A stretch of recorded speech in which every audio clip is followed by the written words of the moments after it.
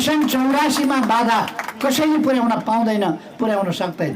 त्यसमा पुर्याउन खोज्यो भने त्यसको हिसाब किताब गरिन्छ। लौ परमेश्वर गोर्खाकालीका मनकामनामाई, भीमेश्वरमाई, गङ्गा जमुनामाई, सलिनकोटमाई, काली माता, दुर्गा माता, यदि साँच्चै नै तपाईँले हामी जनताहरूको दुःखलाई बुझिराख्नु भएको छ र जनताको आवाजलाई सुनिराख्नु भएको छ भने 84 पश्चात यी बुढापाकाहरूको 84 दान भएको देख्न पाऊँ। 84 पछि यिनीहरूको पत्ता साफ भएको देख्न पाऊँ।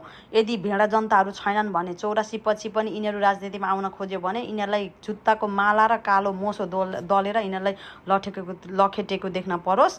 जसरी आजको दिनसम्म हामी जनताहरूको रगत र पसिना चुसेर यिनीहरूले ठुला ठुला घर, महँगो गाडी, महँगो घडी लगाएर अनि 7औं पुस्तालाई पुग्ने सम्पत्तिहरू जोडेका छन्, ती सबै भ्रष्टाचार विरुद्ध छानबिन गरेर यिनीहरूको पत्ता साफ गरेर यिनीहरूलाई जेलमा कोचेको देख्न परोस्। जसरी आजको दिनसम्म राम्रा राम्रा व्यक्तिहरूलाई विभिन्न किसिमको झुटो आरोपमा लगाएर फसाएका छन्, त्यसको बदलामा यिनीहरूलाई भ्रष्टाचार गरेको सबै कुराहरूमा छानबिन गरेर यिनीहरूलाई जेलमा कोचेको देख्न परोस्। लौ परमेश्वर घरै बादुङ गोर्खा कालिका माइलाई बादुङ टु टु टु छिनो छिनो छिनो। लौ परमेश्वर यति भइसकेपछि त मेरो आवाजलाई सुनिदिनु हुनेछ, हामी जनताहरूको दुःखलाई बुझिदिनु हुनेछ भन्ने पूर्ण विश्वास राखेको छु। लौ परमेश्वर टु टु